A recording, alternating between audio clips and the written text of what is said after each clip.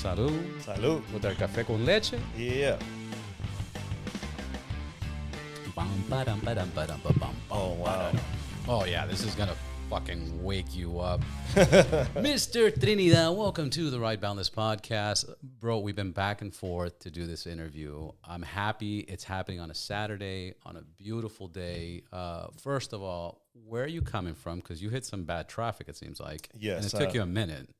Yeah, I come from Oxnard, California. Oxnard in the place. Yep, 805. 805, man. Beautiful spot. And Trinidad, how would you introduce yourself? A quick brief of your background, and then I want to talk about some of these amazing stories that I've heard rumors of. You know, so how do you introduce yourself? Yeah, I'm Trinidad Garcia III. I'm the head janitor at Trinidad 3. Yeah, boy. Creative director. Yes. I'm a Marine Corps veteran. Thank you for your services. I was a sergeant. I was with 2-7, 2nd Battalion, South Marines out of 29 Palms, and then I served with 2nd Battalion, 23rd Marines Golf Company over in Pico Rivera. Wow, man. Thank you for your services on that. Oh, it's an honor. How many years? 8 years. 8 total. years, man. Yeah. Miss it? I miss all my buddies. Yeah, definitely. You stay in touch with a lot of them? Yes, I do. Yeah, I do. And I found purpose and mission what I'm doing. Yeah. Trying to lead by example and show them that there is life post-service.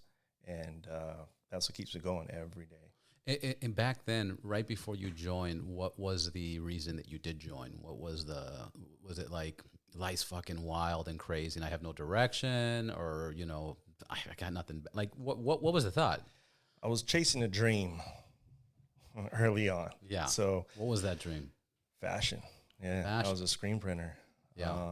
I had a clothing line, and I ended up renting a space at the California Market Center, and it had just changed ownership and had new management. Yeah. So I don't even know why they let me in, but they let me in there. I had no idea what I was doing. So I was hustling, needed to raise money. So I started a trucking company. So my brother worked at a finance company, and I was able to finance a used truck. And then I was hauling strawberries from Oxnard to Seattle, and then eventually cross-country Oxnard to Portland, Maine. Wow. Yep. And I was running. So you were screen printing, you own a truck, you're doing national stuff all over the place. Yeah. And then you decided to go to the Marines?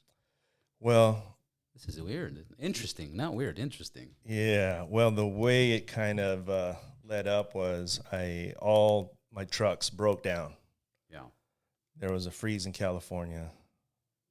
Diesel shot up to over $5-6 a gallon. This is like 2006 time frame.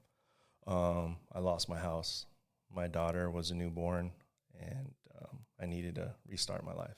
Yeah. So my father is a Vietnam veteran, and my grandfather served in World War II, Korea and Vietnam. So the military was exposed to me early on, and I had always thought about serving, but my dad had advised, like, hey, go to college first and, try some other ventures, and the military will be there. And so I joined at 31 years old. Really? Mm-hmm. Yeah, which if people don't know, that's pretty late. They used to call me grandpa. Yeah.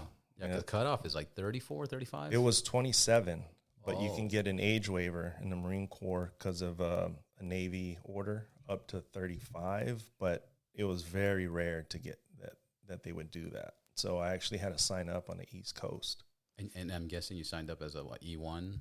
So since I had an associate's degree, I was able to go in as an E2. Yeah. Same shit. Same shit. Yeah, pretty much. Yeah, 50 cents more than same ours. father. Yeah, exactly. Yeah. Wow. But so I joined the Marine Corps to restart my life. Yeah. But and at the time, since fashion, I felt like I had a bad experience, put it that way. With fashion. And I'm like, I just want to, start over, and didn't really want a whole lot to do with fashion. Yeah. However, when I was talking to the recruiter, I did see that FITM was on there, the Fashion Institute of Design and Merchandising. Yeah. I asked him, I said, so you're telling me if I join the Marine Corps Infantry that I can attend this fashion school?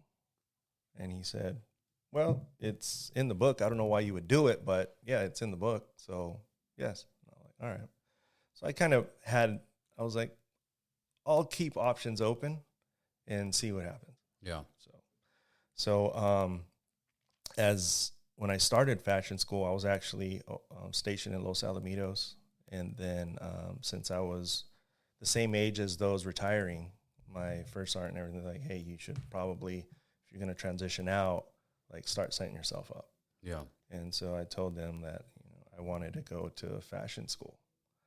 And they, of course, questioned it. I showed them like my old work and portfolio, and then they supported me. And I got accepted into the Fashion Institute of Design and Merchandising. I was still on active duty while I was going there. Beautiful, man. Yeah, so it was. Do you think your age played a role? Like if you would have turned back the time and you would have joined at 20 years old, do you think you kind of would have had a similar outcome? Or do you think because you were at that age and getting along with people that were retiring and there was kind of a push there? It was interesting you say that, because when I went in, I was 31 years old, and then I was around 17, 18-year-olds. Yeah. Mainly, those were my peers. So it was it's crazy. I kind of forgot like how old I really was. And then I would go to family parties and people my age or whatnot. I wasn't like interacting with them. I was interacting with the younger crowd. Right. The younger kids and whatnot. And I think obviously because I was more mature and kind of life punched me in the face before joining, my outlook was different. But again, in retrospect, I'm glad I didn't go, when I did. Yeah. And I just felt that when I did go, I was able to find purpose, because back then, I mean, there wasn't a whole lot going on. I would have joined in 95. Yeah. So, but speaking to like Marines that I met that did join in 95, 96, they were, when I was with 27 Weapons Company, the company commander was class of 95. First sergeant was class of 95. And I was the one that was running with the guide on.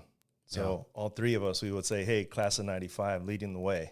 Class of 95 leading the way. Yeah. So we were leading all the battalion hikes and runs and whatnot.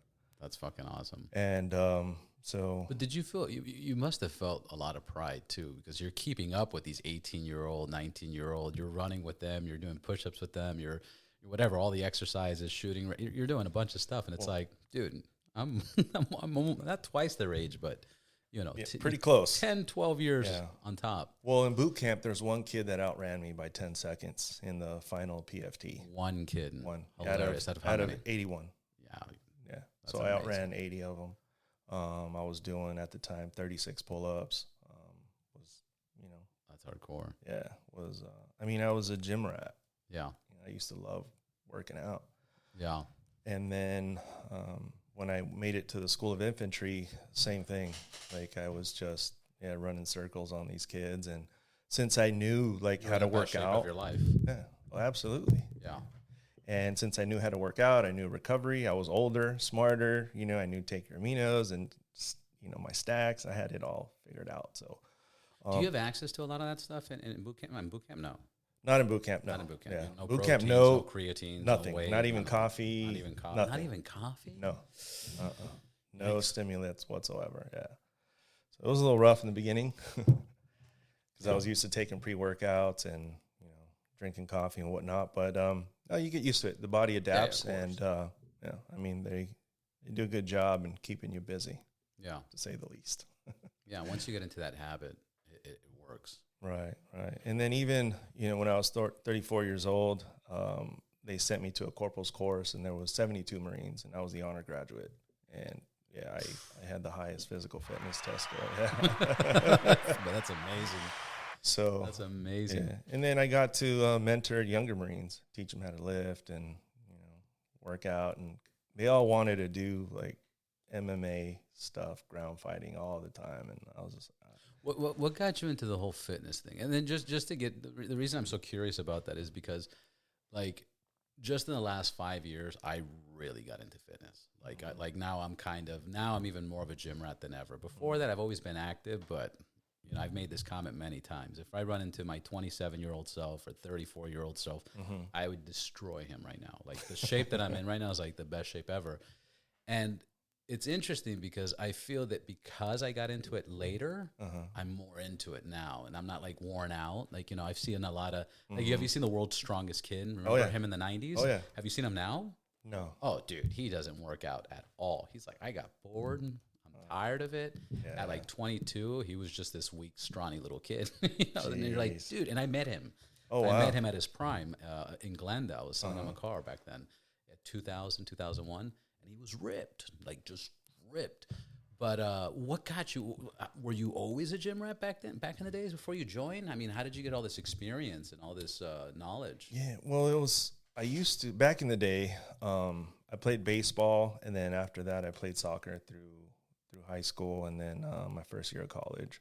And then I got into mountain biking, and then after that, I got into the gym. Well, I got like really big.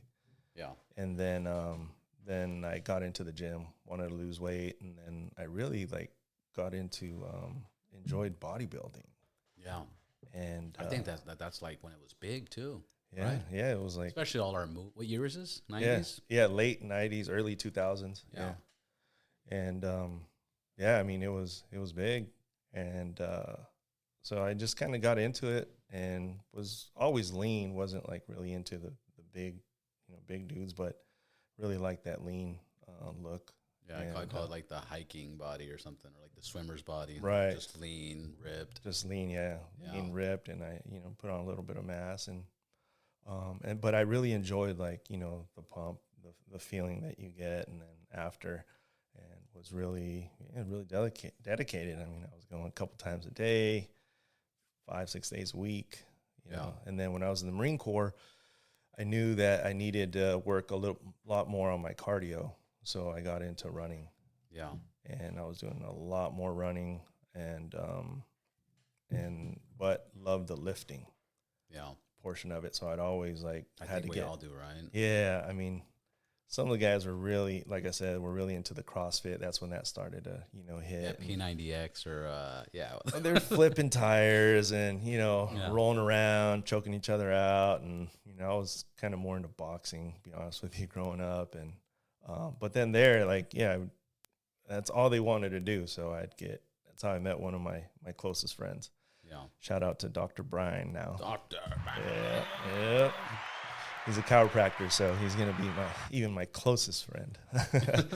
But, I met him ground fighting, and he put my face in the sand, and then next thing you know, I ended up choking him out, and we became best friends and taught him how to lift. And so when we were deployed and on ship, we would I had downloaded Pumping Iron with Arnold Schwarzenegger. Yeah, of course. So we would, take our pre-workout, watch that, and then when it kicked in, we would just murder the gym on ship and even out there in Japan. So that's awesome. Yeah. So then we would do that. We watched it hundreds of times. Yeah. Yeah.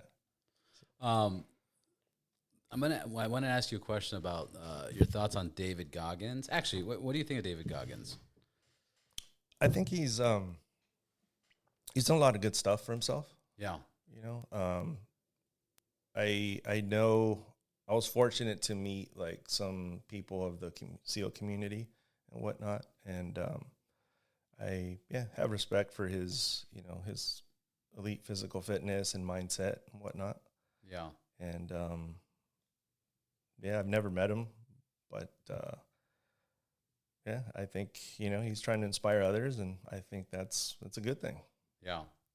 Yeah, no, the reason I ask is because every time I hear, like, you go to the gym and, getting it hard, and he has that get hard thing, and I'm like, oh, David Goggins kind of like locked that in. Oh, yeah. And because being a military guy. Let's get to some juicy stuff, man. I heard a rumor, and I think this is the most noble, most beautiful thing. And again, let's get the cheesemess going. Come on. That when you got out of the Marine Corps, one of the first things, if not the first thing you did, is you started making clothing for people missing limbs and body parts. What is that true? And what is the story behind that? Because that's just mind-boggling. you know, not mind-boggling, but that's just so noble and beautiful. You know, I want to make sure I just, you know, I'm describing this. Well, for me, it was one Marine helping another Marine. Yeah. So it's true. Period. It's authentic. It's true. Authentic. Yeah. The Cheeseman rumor is true. And I launched the brand and was doing an event called Operation Jump 22, merging vets and players and support of Sable Foundation.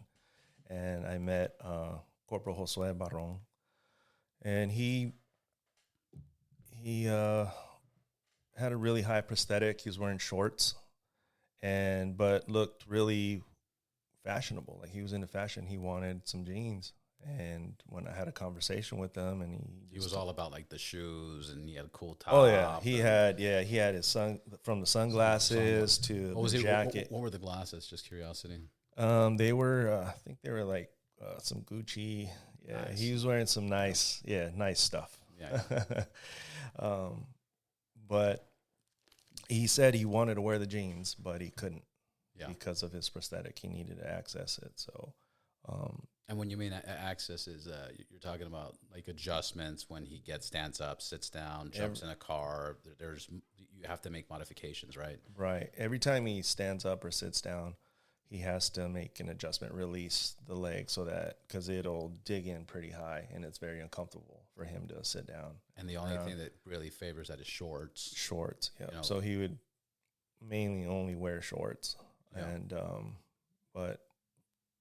I mean, like, you think about it, we take for granted, like, just a pair of blue jeans, right? Like, it's just something we don't even think about.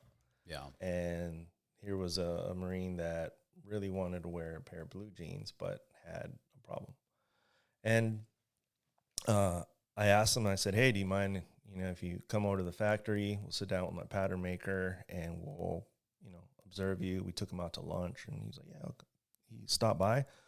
And I watched him, get off the vehicle, walk up, sit down, and from there, I devised a design that I just didn't want it to be a hospital pant. I wanted it to be something on trend and something that he would like really want to wear.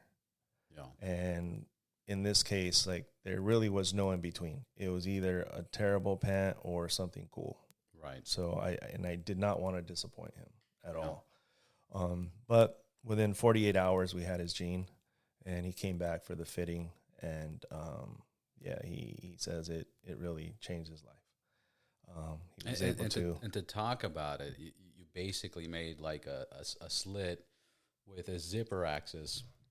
And as he stands up and sits down, he can just open it, adjust, modify whatever he wants, close it back up. And you made this very stylish matching on both sides, right? Yes. So it's like the style's there, and you don't even know what legs, you don't even know what's going on. You just see some stylish jeans. No, I wanted him to feel some privacy when he wanted to. Yeah.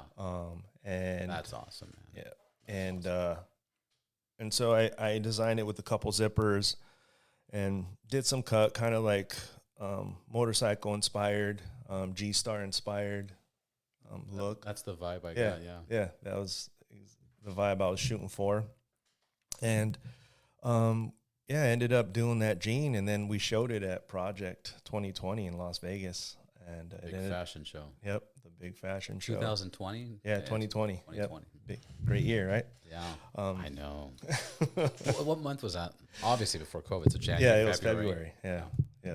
Because March is when the shit hit the fan. Yeah, it was like the first week of February. Yeah. Yep. And so it ended up winning Best Showpiece 2020. Yeah, so we got a...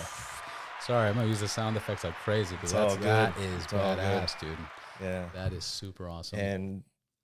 And what was the most rewarding for me was when he showed up over there to, quote unquote, help me out. Yeah.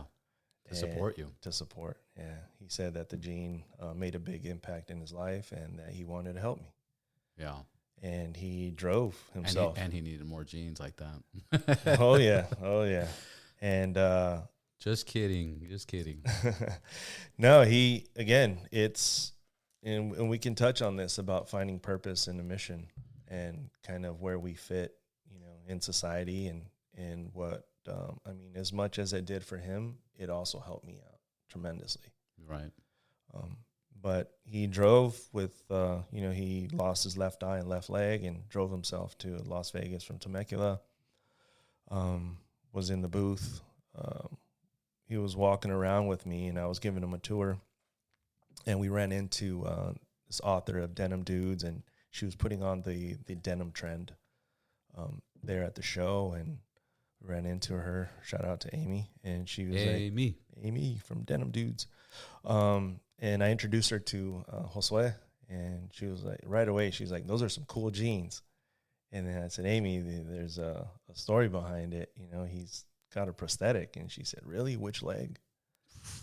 And I wish I had a camera.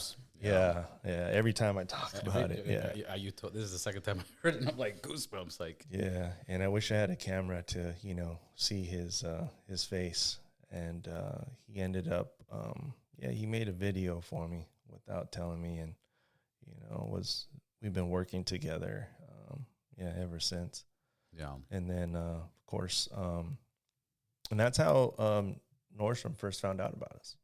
That's beautiful. Yeah, so well, before we get to Nordstrom's, because that's the ending. Yeah. So then you get into this, you get into more fashion, and then I think the next thing is you sign up with some celebrity named Frankie Loya from Sons of Anarchy's, Mayans, motorcycle club. What's the connection there? How did that work?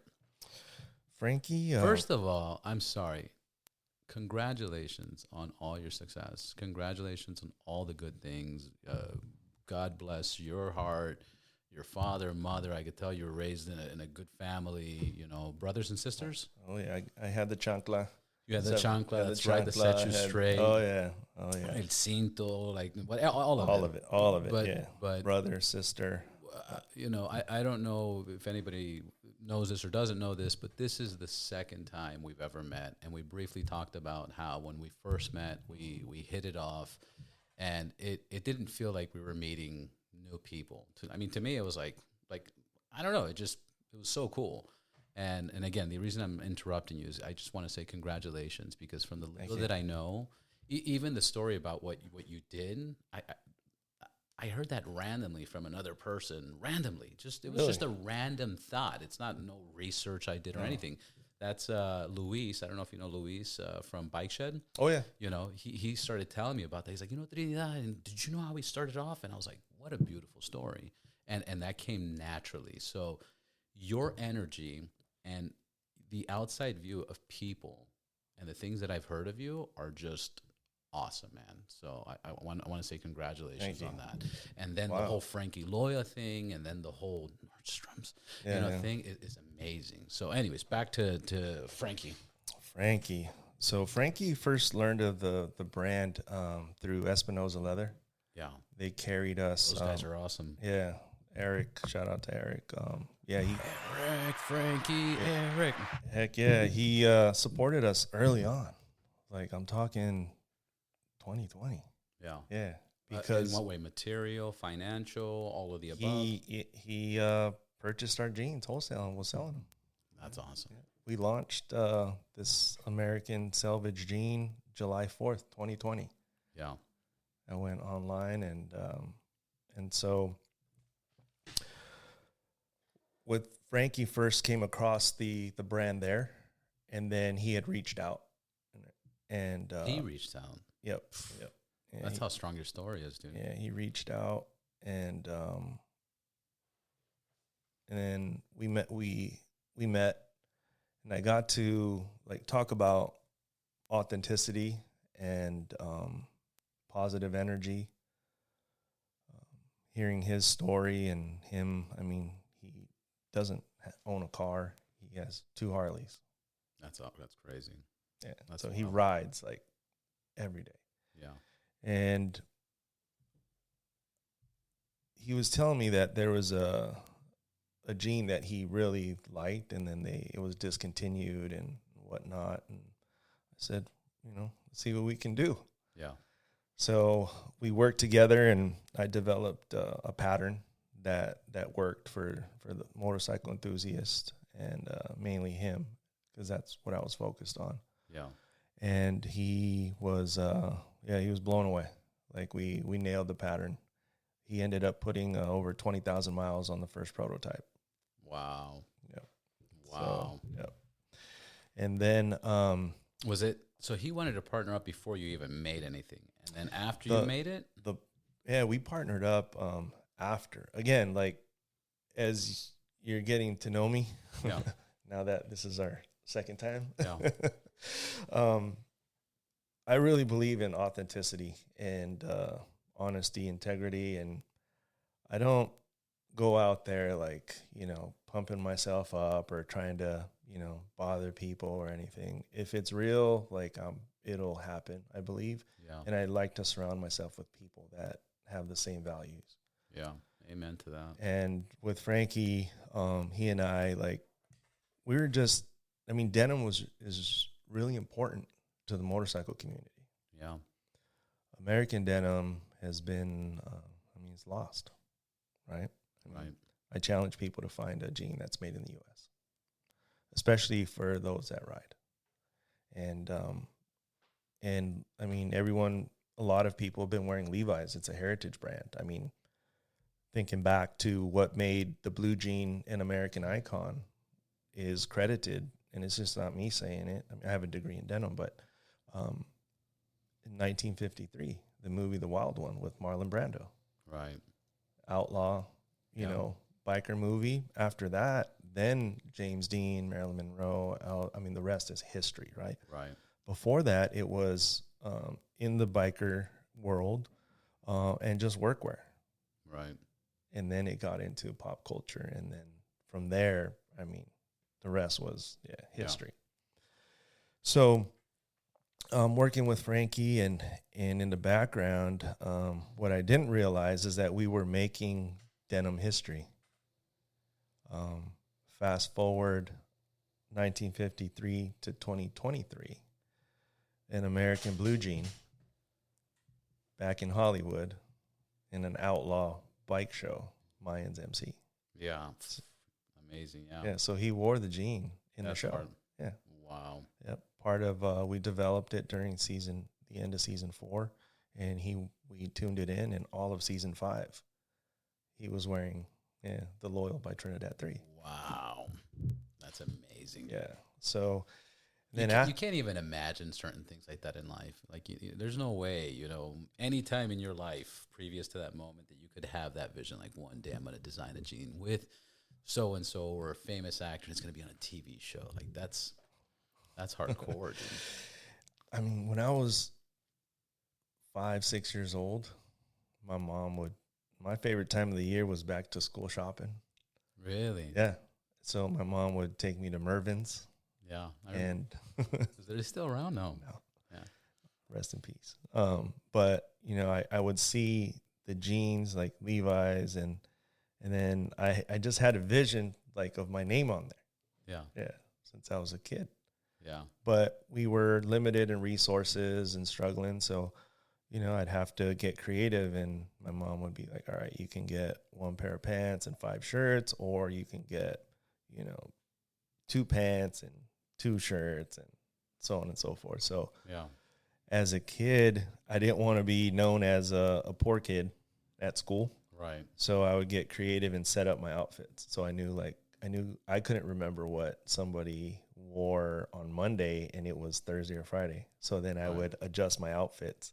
Yeah. And was already like so you were styling. Into it, yeah. Oh yeah. I've always been into even playing, sports when they would come with the uniforms, like everyone was ignoring them. And I was like a kid at a candy store. Yeah. And so, when we had the opportunity to work, with Frankie, he wore it in the show, put more miles on other prototypes. That's when, the show, ended. And we connected on another level, where he was experiencing a transition. Yeah. And there was a strike going on, so no one was working. And I recognized through my transition in the military, there were some similarities. Right. So we were able to talk about it, and which made our bond even stronger. And again, all rooted in denim, right? Yeah. In jeans. And then we decided to, partner up. So, we drew up the paperwork, did everything, the right way. And then from there, we were really blessed. We met with, we did a photo shoot with Esteban Oriol. I'm not familiar.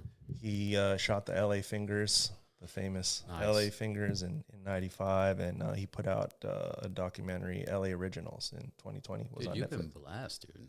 Yes. You've really been blessed. I know. I'm sure you know this, but like just another reminder, count those blessings. Those are beautiful, man. Yeah. And that's why I know, like, I have a purpose. There's a reason why I'm here. And I just keep going no matter what. That's amazing, man.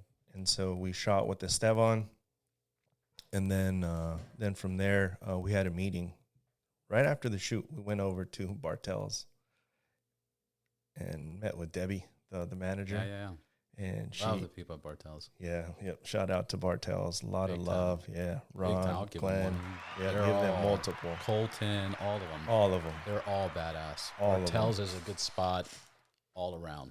Talk about being blessed. Yeah.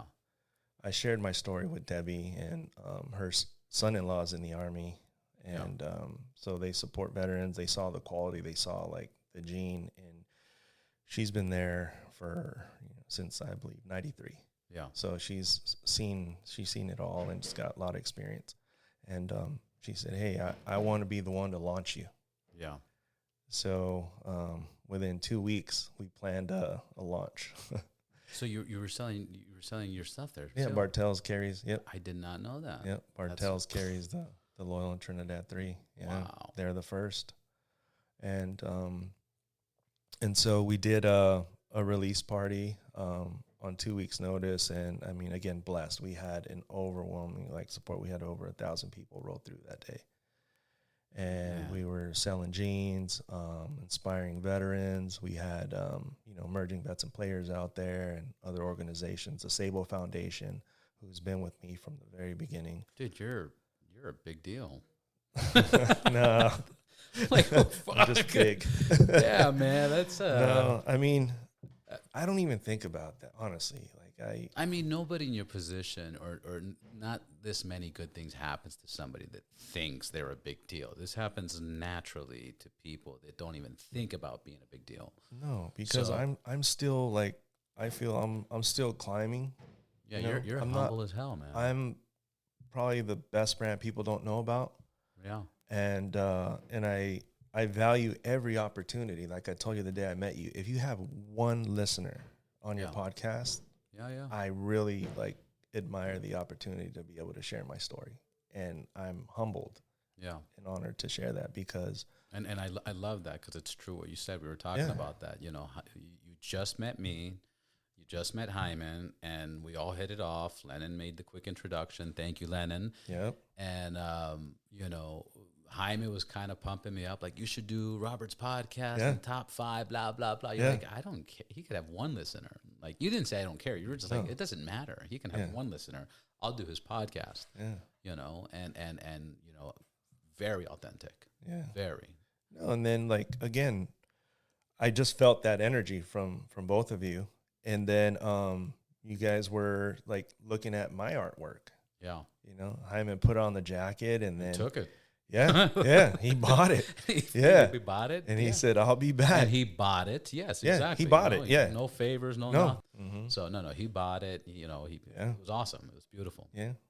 And I gave him a discount, at the show, good vibes. I gave him a little discount. He appreciated it. And just the energy and the, my opportunity to show my work. Yeah. And how it was received. And as artists, that's really our payment. Yeah. And even the first meeting I had with the big retailer, I had told the buyers, I said, whether you guys buy from me or not, I'm already successful. I can say that I helped change someone's life in a positive way. Yeah. I'm good. You're good. I'm good. It'll happen when it happens. Another thing I want to bring up, the day that we met, number one, energy was through the roof. The interaction, very authentic. But I loved how excited you were talking about the machines that you got making your jeans. They're like 1950s, and you had, I don't even know what you had.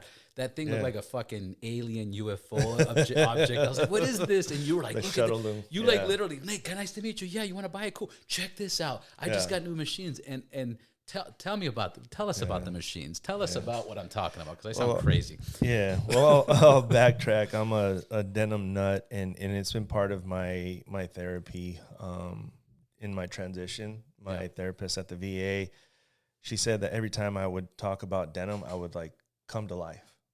Yeah. And she said, don't ever let it go. And anytime I had any type of anxiety or dissociation or anything like that, she advised that I take a piece of denim and I just have it in my pocket. So I always had a piece of denim with me. Wow. And so And I'm sorry, who was this? My therapist at the VA. Yeah, the VA. Okay. And so what you experienced was me like excited genuinely about denim. Yeah. And I mean this in such a good way. Please don't take this negative. No. You just went from like, you just made a shirt. You just met a celebrity that you almost didn't recognize, and then you recognized, but you didn't accept that it was him, and then you realized it was him, and then you sell it, and then, I mean this in a good way, you turn on full denim dork. Yeah. Like you were just, guys, check this out. And I love that. And Jaime loves that kind of stuff. And we're like, dude, sorry, continue. Yeah. Like, no, well, I mean, obviously, Jaime is a well put together gentleman, and so are you. And I knew that you guys would appreciate learning a little bit more of this craft because, I know a lot about it, and I'd love to share it. Yeah. For selfish reasons, it makes me feel really good. I'm like excited about it. It's like my thing. Yeah. And then I see the reaction I get from people and think about it. Like the blue jean is cool. It's the epitome of like cool. And so I was talking about it, and I had a piece of the wooden, shuttle loom, and those Draper X3s, they're the ones that ran the production for Marlon Brando. Levi's 1953. They're built in the 50s, 60s, and the newest one was from early 1970s. So it was... Jeans in the 70s were like the thing. They were the thing, yeah. In the 70s. Like people pay a lot of money. I think that if I was to guess, let's see how good my guessing is, the jean jacket came out in the 70s, or did it come out before that? Before that. Oh, really? Yeah. Bad guess. Yeah. Well, I got a wah, wah. It's all right. It's all right.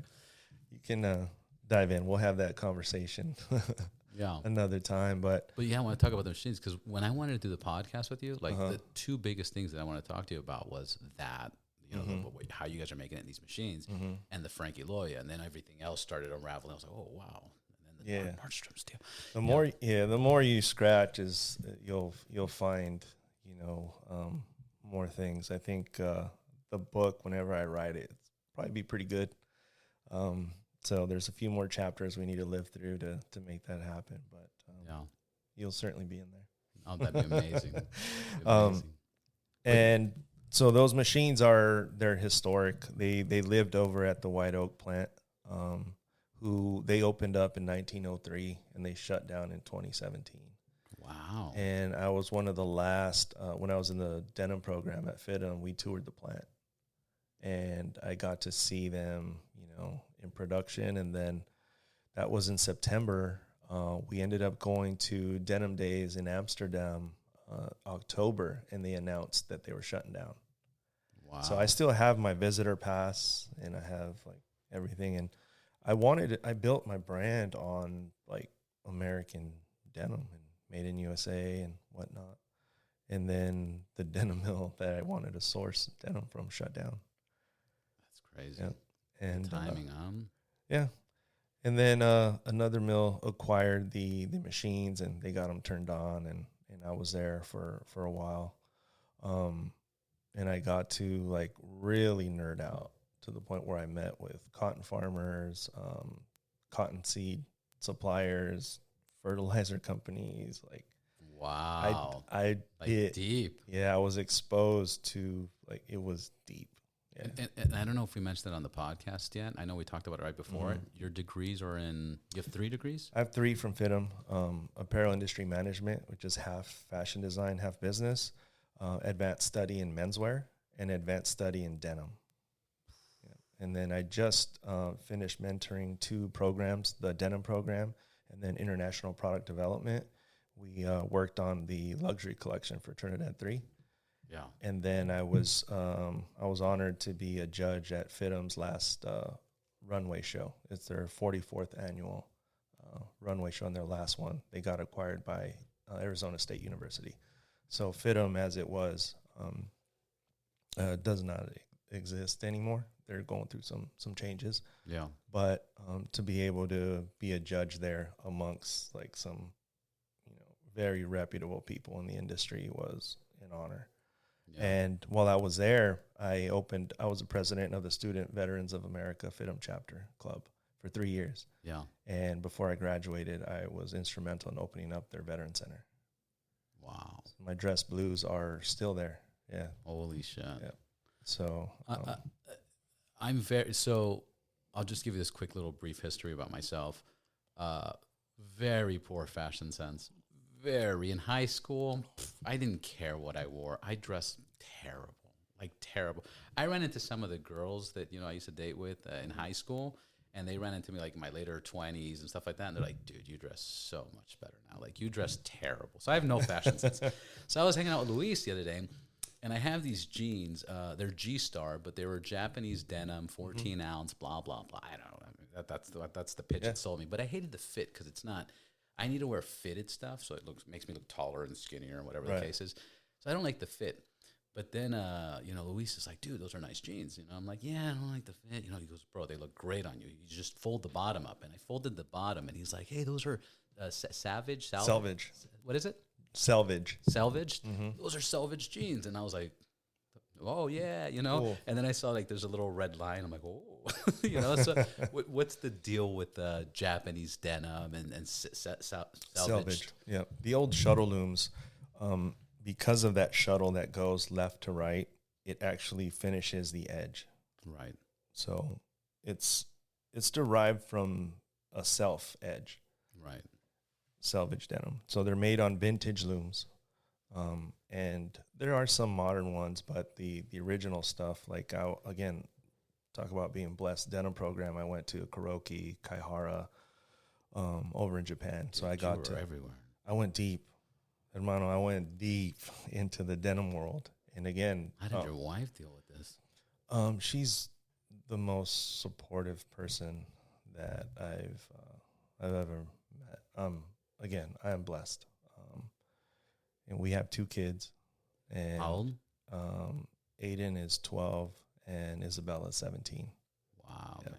Beautiful. Congrats. Yep. And then talk about strength. I mean, I met Aiden when he was 6 months. I was deployed when he was born. Wow. And my wife, I was on ship and I mean, she's my rock. Yeah. She's my rock. Yeah. Wow. Yep. That's so behind every powerful man, there's a powerful woman, right? 100%, without a doubt. I wouldn't be where I'm at and have these opportunities if it wasn't for her and her strength of holding it down and supporting me through this whole venture because it's not typical. Yeah. And I deployed twice, so I mean that alone was a year out of our life. Each deployment was 6 months, plus the workup, plus being gone, and then I transition out, and then I'm in school finishing up the programs, which was challenging, plus my mental health struggles, and then I start a business, which again just takes up all your time, everything, all of it, 100%. Yeah, any extra time it gets swallowed up. Yeah. So her strength has really helped me continue to push forward, and she believes in the mission that we have, and now as a family, because I asked my kids, I was like, hey, I know I was gone. I served for 8 years.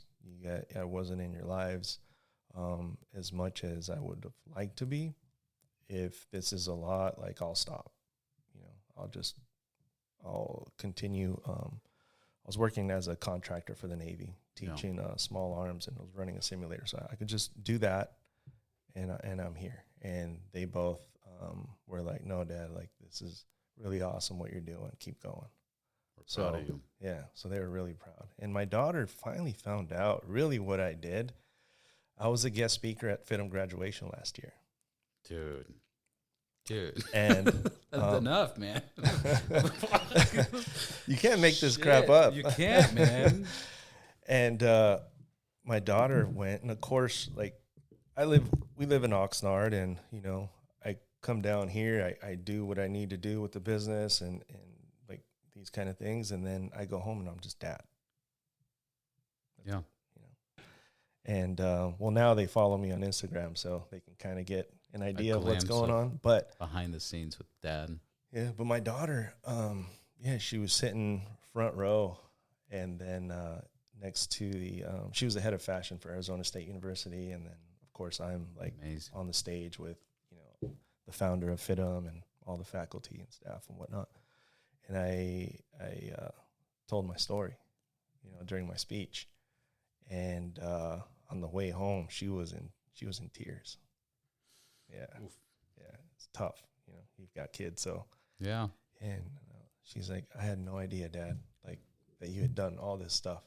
Yeah. And I'm like, hopefully it inspires you. And, I told her, you got to find your mission and purpose. And, just as you all have supported me, I'm going to do the same. Beautiful, man. Yeah. I said, just don't join the Marine Corps. Yeah. Especially now. It's not the same. No. I advise, both my kids, if military service, it's a calling. Right. If they get the calling, I would prefer they go in as officers, like finish, college and kind of, let's level up. But I support them, 100%. It's one of the most honorable things that you can do. And it really helped, it helped shape me. Honestly, it helped. Even though I was like older and I get over there, I thought I wasn't disciplined. I ended up being the most disciplined person in the platoon. So I was like, damn, well, that wasn't it. But again, it's so important to find a purpose, find that mission to help keep you going, keep the roommates in your head at bay, whatever it is, doesn't matter what it is. And in this whole journey, like you think about it, for me, it's, it's a blue jean. Yeah. Something as simple as a blue jean that most people take for granted, and I nerd out on to the nth degree, and what I'm able to do with it. And I'm really, really proud of those moments where I can be of service to these service members that, have lost limbs. And I've done a few more after Josue. One of them's a jiu-jitsu instructor. The other one's a power lifter. And then I made a jean and sent it over to Christy Ennis, and she just attempted climbing Mount Everest last year. Amazing. So amazing, people, amazing souls. It's interesting because you talk about purpose and you talk about all these stories. And I just got into a book. A buddy of mine, Chris, posted this. And it's funny because I don't know if he posted it as a joke, but when I saw the title, I was like, oh, I got to get into this book. And now I'm into the book. It's called Emotional Intelligence 2.0. Mm-hmm. And, it's funny. You do need a purpose because that's your target. That's your goal. You need to have direction in life. But more so based on this book, it's the emotional intelligence of being passionate and driven to do these things is so powerful. Like if you read that book and you see what you're doing, your emotional intelligence is like through the roof. And that's where I think people crack. Mm-hmm. I think that's where people get intimidated. Like, it's like their regular intelligence is like, oh, I can't do this and I can't do that because I'm in this part of my life and I don't know how that's going to happen. But the emotional intelligence of being passionate about accomplishing things and having just getting through it is so much stronger. Mm-hmm. And again, just reading this book right now and everything you're talking about, I'm like, dude, that's high in, emotional intelligence. Yeah, but it takes a lot of work to get to this. I mean, I was broken. Of course. I failed 3 quarters in a row at FITM. I was getting kicked out. Yeah. Well, but that's my point. Yeah. Your emotional intelligence did not let you quit, and Exactly. that is the part. See, if you had weak emotional intelligence, you'd be like, I failed. That's it. I can't do nothing. I have to default. I have to get a job. It's over. But you emotionally, regardless of the up and downs. Here, another example. You failed, but you've also succeeded, and it's never messed with your emotions. It never affected how you're going to handle life. If that makes any sense. Yeah. There was just, some nights that you couldn't sleep, and Lots of them. Because of disappointment. And I'm sure there's some nights you couldn't sleep because of excitement, but like either one, you're still losing sleep and you're dealing with everything properly, which I think is awesome. Yeah. No, and again, but it takes like a support system. It takes being vulnerable and being able to just be okay by being not okay and not trying to figure it out like yourself, because That's quite exactly. frankly, like, okay, once you figure it out, then what? Right. It's the same thing. You're in Right. the same spot, except now you have it figured out. Right. But it's about And you don't have it figured No. out. Okay. And what? You're exactly. going to stop doing everything? Yeah. But you find tools to get you through those times. You need a team. Yeah. Team helps quite a bit.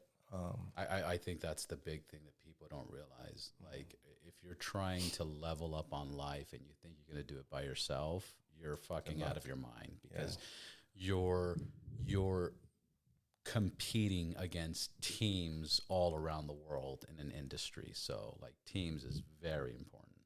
The right teams. The right team. But you have to fail, several times. Yeah. Yeah. You have to fail. And we're almost at an hour. Oh, damn. Nordstrom's.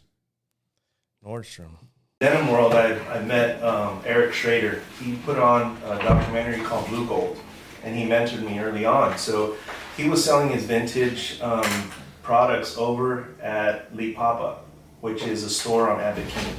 And Tina, the owner, she's been there for well over 20 years. Oh, wow. And she calls me frantically one day, and I thought like someone had stolen or broken in, or my mentality and hearing her voice, and she's just like, no, you'll never believe what happened.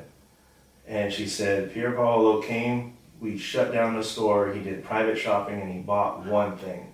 He loved your jacket. That's crazy. And she's like, check his social media. Like, he was so excited, like the fit was spot on and the wash we did on it. And then, so I was checking his social media, and then finally when Valentino released their campaign with Kendall Jenner, and it was, they were riding a bus, the tour bus, through downtown Los Angeles with the song Angel Baby. Yeah. And he's wearing the jacket. And he's wearing the jacket. All the behind the scenes. That's so nice. And I was like, what the heck? And he took a picture in front of the store, but he had it in the bag. Oh. Yeah. And so what she did is she's like, look, this is the full amount that he paid for it. She didn't take a commission. She was like, she's such a huge fan of Valentino. She has Valentino Birkenstocks, Valentino, of course. all this stuff. So, That's so cool. and she's a well-respected businesswoman and a staple of Abbot Kinney. I mean, she owns the bazaar. She's been there for years. Wow. Yeah, right on almost at the corner of Westminster and That's Abbot Kinney. amazing, So, man. yeah, Good and stories. I would do, I did that pop-up, and I'm just taking my trailer around and just doing what We you met guys in saw Palm me do. Springs. Yeah. I met Trinidad in Palm Springs. He had a pop-up. Where did you meet him? We have to wait for Robert because we need to help. Yeah. I met No, I met Trinidad. We met Trinidad at Palm Springs. Yeah. At the Palm Springs biker Paradise. Exactly what I said. That's right. And you had a beautiful pop-up there. And Yes. I'm like, we have to, and I, from far away, I saw the denim. I'm like, wow, the quality of this denim is insane. We should check it out. And that's how we met.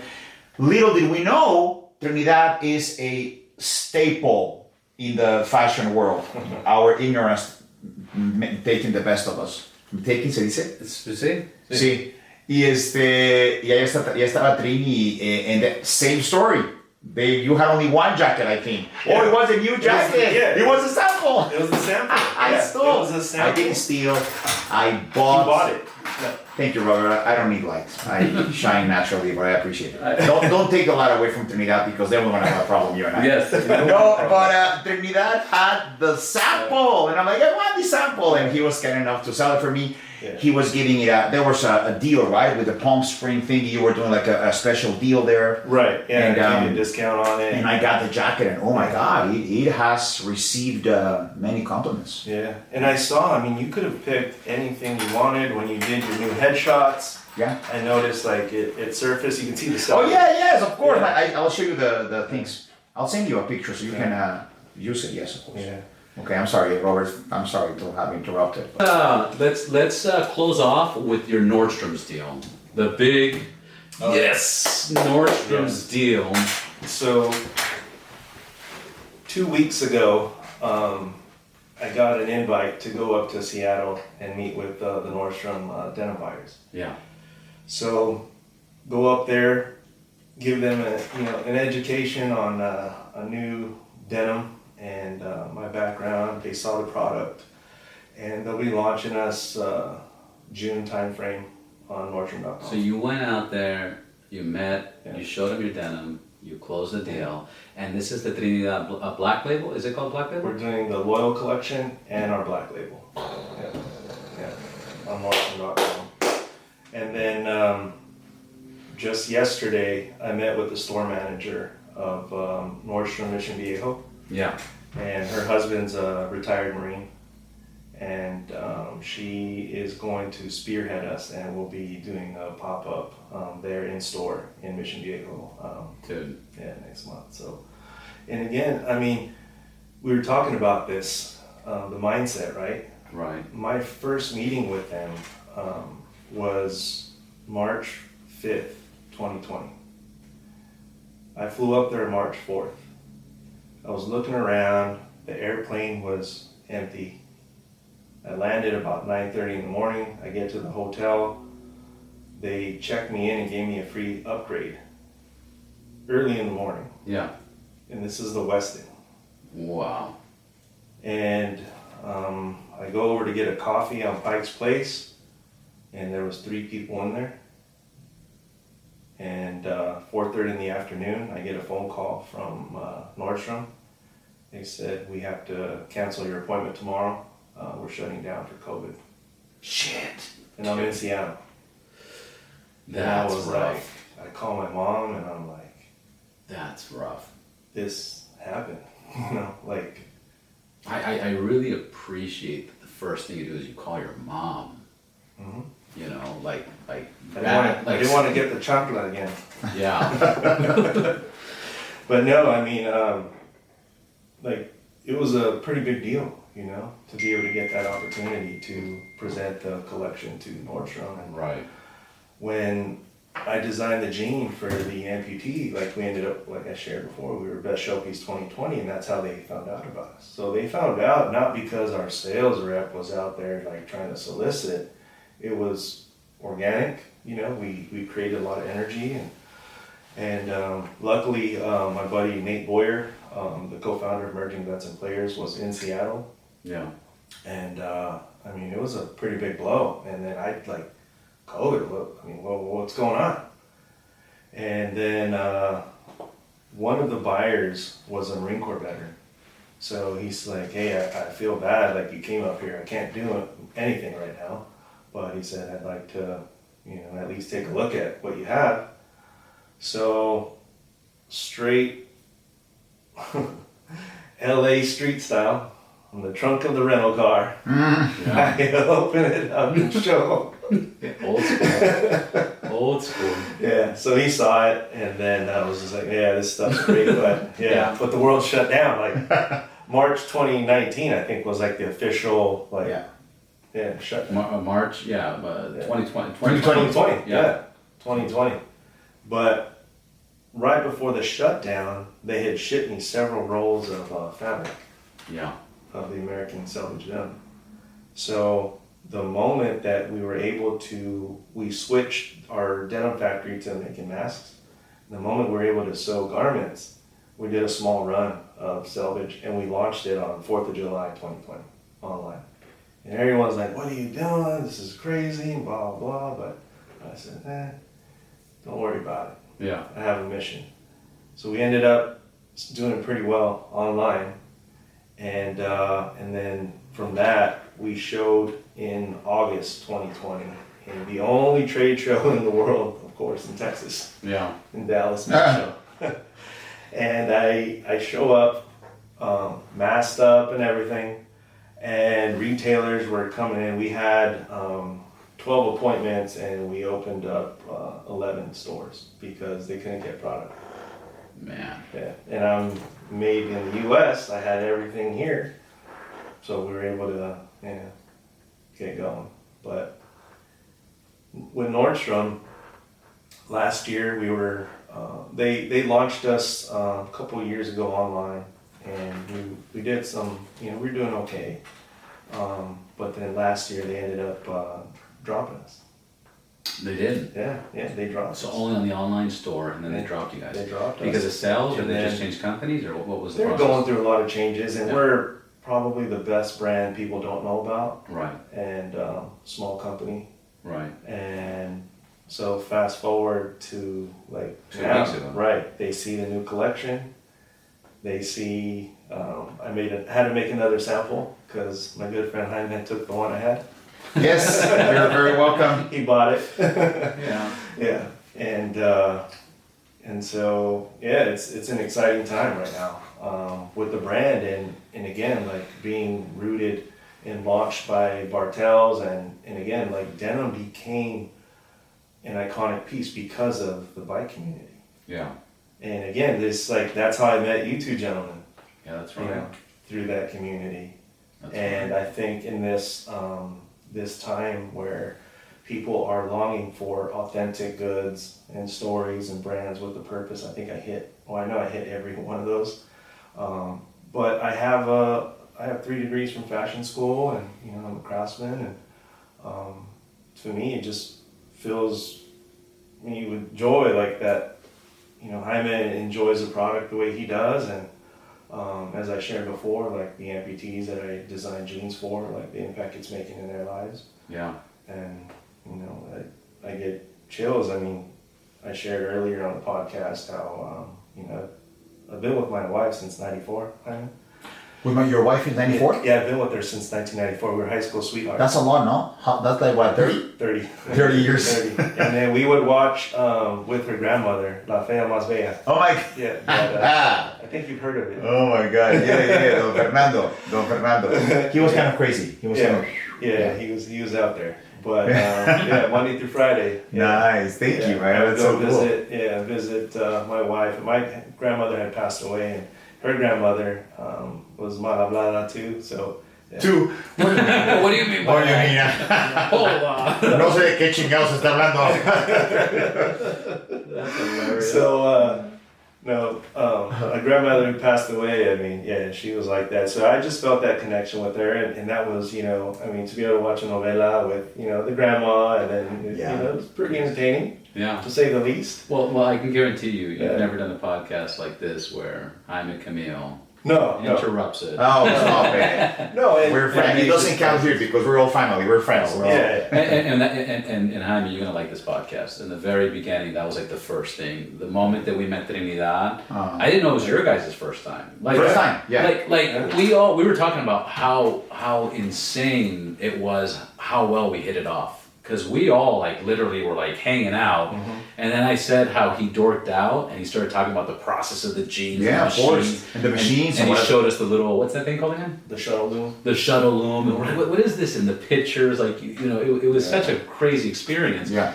That from day one we hit it off, and this is the second time that we've gotten together. Yeah. And I heard some pretty great stories about how he started in this industry, where he was making jeans for people to have prosthetic legs and stuff like that. But fíjate, it's very important to understand when somebody has the it factor, Yeah. I'll wait for you. Don't worry, Robert. No, it's okay. I got your back. I'll jump in natural, not that. No, when somebody has the it factor, it's incredible. I remember we went there. I want to be honest with you, Robert and I, we don't like those events. We think they're pretentious. Yeah. We think they're nonsensical. But we wanted to ride. We are riders, so we wanted to ride. We wanted to do a long ride to Palm Springs. And the event was an excuse. Honestly, we really didn't care about that. When we go up and we have some some clothing here. So I'm like, well, let's go up. So we go up. You know, the second floor. Boop. Immediately, out of all the junk they sell, because they sell a lot of ¿cómo se llama? Garage sale y ¿cómo se llama? Drifters. Sí, vintage, all that. Así de segunda. Exacto, todo de second hand, ¿no? Cuando pum, inmediatamente allá, ¿verdad? We walked, boom, directly to your little pop-up, directly. Yeah. And we signed up the day before. We weren't going to do it. Crazy. Yeah. And then they put us in the corner with the vintage and everything, and like I had told and shared with both of you from day one, like, it doesn't matter to me. If you have one listener, I'm gonna come and share my story. 100%. No, that's very kind of you, because he does have one listener, so thank you. Well, now he's right here. Well, now too, because I brought Simon. Well, they have. Well, to their defense, they had cool. Yeah. There's a woman that has the Adwild.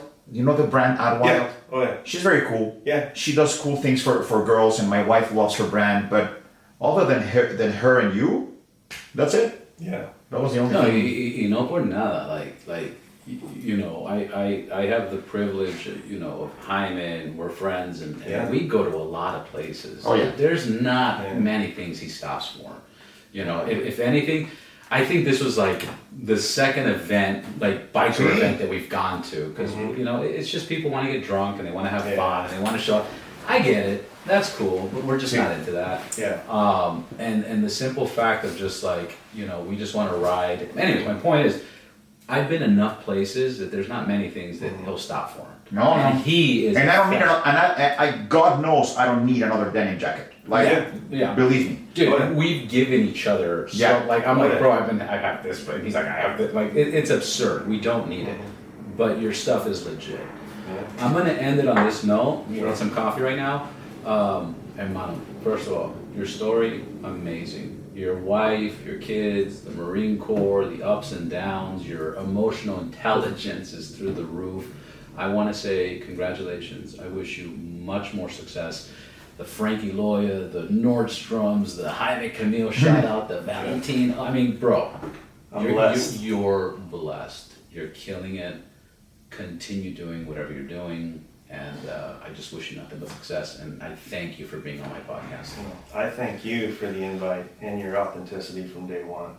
Thank you. And you are the type of people that I love to surround myself with. Thank you, brother. Thank you. It means a lot coming from you. Till next time. Oh, yeah.